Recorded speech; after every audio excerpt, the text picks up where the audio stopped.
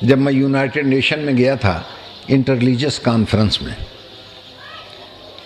تو اتفاق ایسا ہے ہر ملک سے ایک ایک نمائندہ بلایا گیا، ہر مذہب کا۔ فاروق لغاری صاحب صدر تھے، پتہ نہیں کیسے خیال آیا، مجھے یہاں سے بھیج دیا، انہوں نے ریکمینڈ کر دیا۔ اب جسے فاروق ریکمینڈ کرے اسے کون مسترد کرے بھائی؟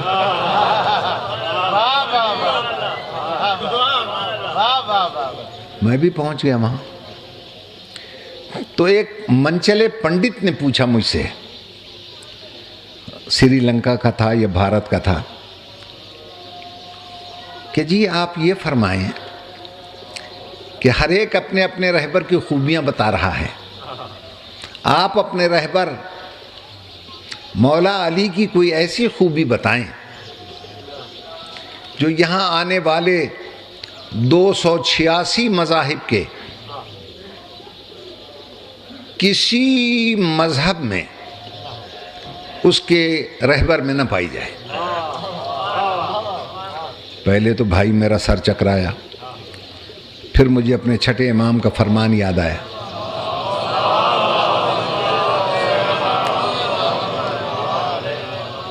میرے چھٹے امام نے ارشاد فرمایا ہے کہ جب کوئی ہمارے بارے میں ایسا سوال کرے کہ جو تمہارے ذہن میں پریشانی کا سبب بنے تو پریشان نہ ہونا، میں وعدہ کرتا ہوں جہاں تمہارا ذہن کام کرنا چھوڑ دے گا ہمارا ذہن تمہارے ذہن میں کام کرنے لگے گا،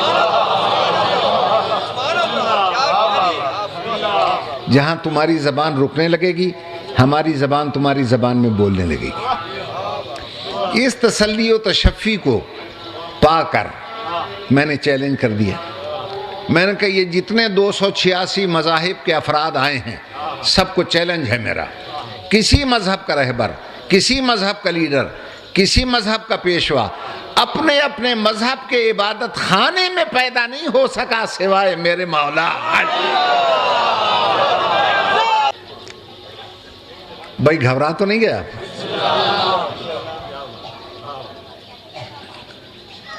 تو اس لیے میں نے کہا کہنے کا کوئی اچھی طرح سمجھا دیں مجھے، میں مسلمان ہوں نہیں۔ میں نے کہا بھارت کے ہو؟ کہنے لگا ہاں ہم لوگ اصلی طور پہ تو وہیں کے ہیں۔ میں نے کہا بھارت زرعی ملک ہے؟ کہنے لگا ہاں۔ میں نے کہا وہاں باغات نہیں لگتے؟ کہنے لگے لگائے جاتے ہیں۔ میں نے کہا وہاں کے آم مشہور ہیں؟ کہنے لگا جی ہاں۔ میں نے کہا جب کوئی آم میٹھا پھل دینا بند کر دے، توجہ ہے یا نہیں، تو پھر اس کی نسل کیسے چلاتے ہو؟ کہ پیوند کے ذریعے۔ میں نے کہا بس یہیں سے سمجھ لو، اللہ نے کائنات میں ایک نبوت کا درخت لگایا، جب 1,24,000 بہاریں دیکھ کر وہ بلا فصل ہو گیا، اب اس پر ثمر آنا بند ہو گئے نبوت کے، تو اللہ نے اس کی نسل کو آگے بڑھانے کے لیے اسی جنس کا ایک پودا سرکاری بنگلے کے گملے میں پیدا کر دیا۔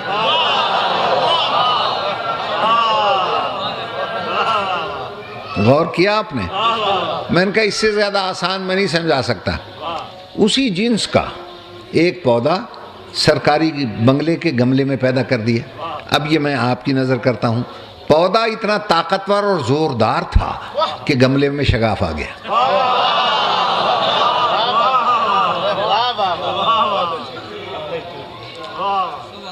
شگاف کو پر تو کیا گیا مگر پھر وہیں سے شگاف آ گیا۔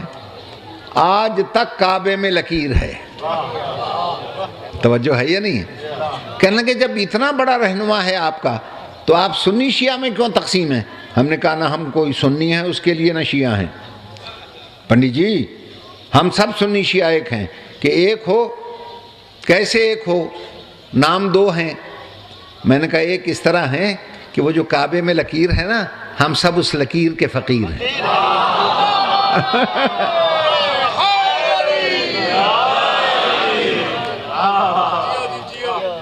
اور صاحب لکیر جناب امیر ہے۔ پھر صلوات پڑھ دیجئے.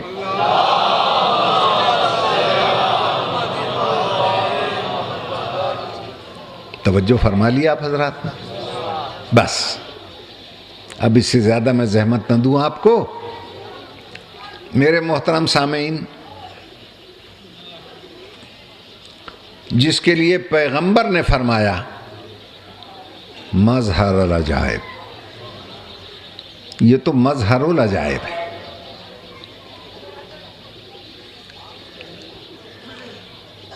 زندگی رہی تو آئندہ انشاءاللہ تقریروں میں بتاؤں گا کہ لوگ علی کی فضیلت پر اعتراض کرتے ہیں.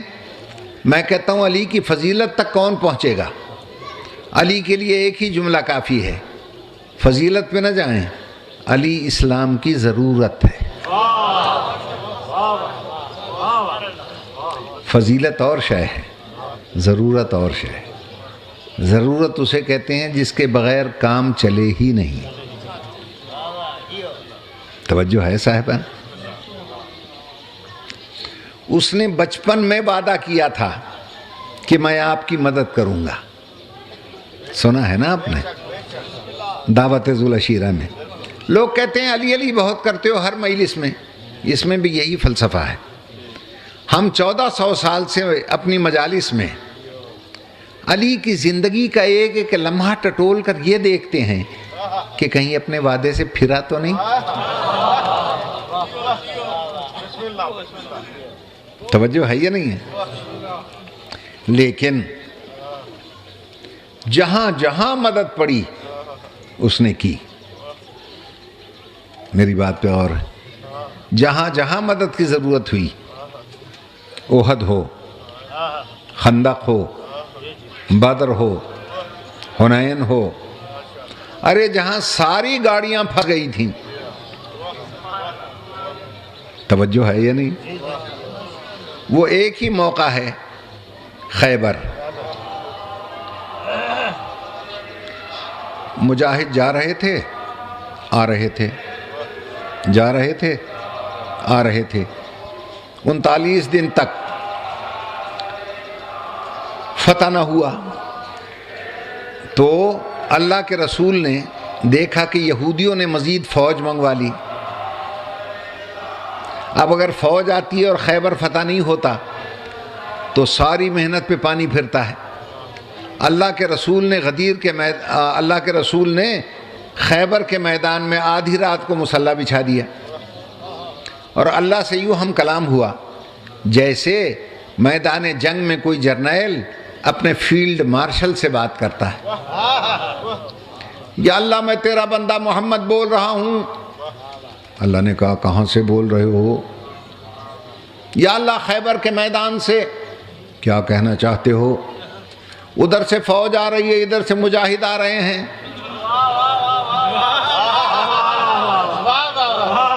اللہ نے کہا پھر ہم کیا کریں؟ یا اللہ اگر فتح نہ ہوا پلے کچھ نہیں بچے گا. اللہ نے کہا میرے حبیب تو خود سوچ، یہ جتنے تیرے مجاہد ہیں ہمت سے لڑتے ہیں، بہادری سے لڑتے ہیں، دلیری سے لڑتے ہیں، مگر ہیں تو انسان.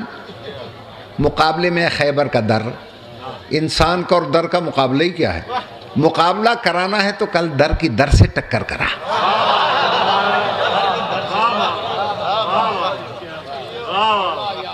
ایک طرف خیبر کا در ہو، مقابلے میں تیرے علم کا در ہو، دونوں کی ٹکر ہو، پھر پتہ چلے کون در بدر ہو.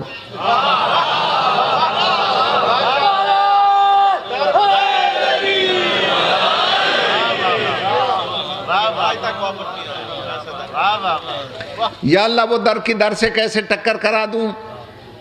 اللہ نے کہا پہلے پرائیویٹ بات سن میری، چپکے سے سننا. ناد علین پکارا جی، مظہر العجائب، مظہر العجائب ہے. کون اللہ کا فی النوائب، مشکلات میں اسے مددگار پائے گا. کل ہم و غم سے انجلی، ظاہری باطنی سارے غم ختم ہو کے رہ جائیں گے.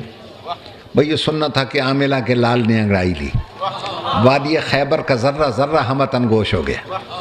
علم حامل علم کے انتظار میں تیار ہو گیا. رسول نے علم پہ ہاتھ رکھا، مدینے کی طرف رخ کیا.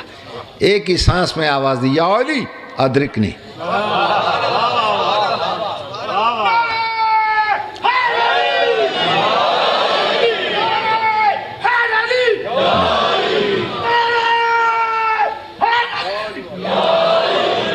इधर पैगंबर की ज़बान से निकला या, अभी अली का लफ्ज़ नहीं आया, उधर अली ने कुरान को जुज़दान में रखा। पैगंबर ने कहा अली, अली ने कहा कम्बर जल्दी मेरा घोड़ा ले आओ, जल्दी करो जल्दी करो।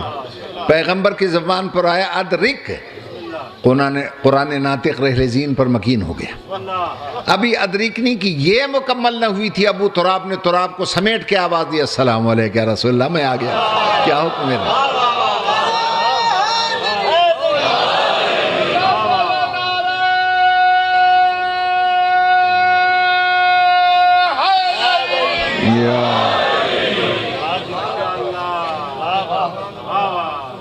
तवज्जो फरमाइए आप। और जैसे ही अली को देखा, हुक्म दिया कम्बर आज तुम न जाना, सलमान बूजर जाओ अली को उतार के लाओ। ये इन दोनों को क्यों भेजा? एक ईमान के 9 दर्जे पे फायज था, एक 10 दर्जे पर फायज था, कुल्ले ईमान को उतारना था। अब इधर सलमान, इधर बूजर, दरमियान में ख्वाजा कम्बर। एक तरफ बूजर, एक तरफ सलमान, बीच में अलीयुम मअल कुरान। और साहिबान ज़ौक़, साहिबान मारिफत के लिए एक जुमला कहता हूँ, ऐसा लग रहा था एक तरफ जोशन सगीर, एक तरफ जोशन कबीर, दरमियान में जनाब अमीर।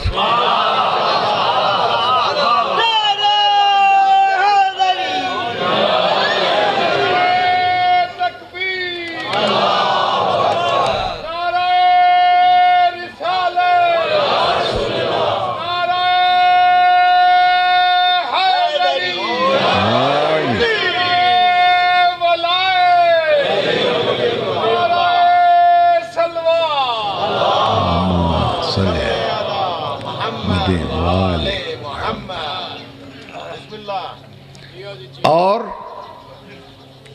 पैगंबर ने अली का सर सीने से लगाया और इरशाद फरमाया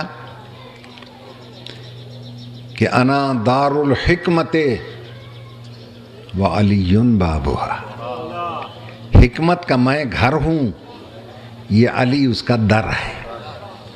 दर की दर से टक्कर हो रही थी ना, तो दर का तारुफ करवाया, मैं घर हूँ और अली उसका दर है। अब मेरी भी एक बात सुन लो, जैसे ही पैगंबर ने कहा ये हिकमत के घर का दर है, सारे नात खानों की रूहें मस्जिदों में पुकार उठी, सारे नबी तेरे दर के सवार।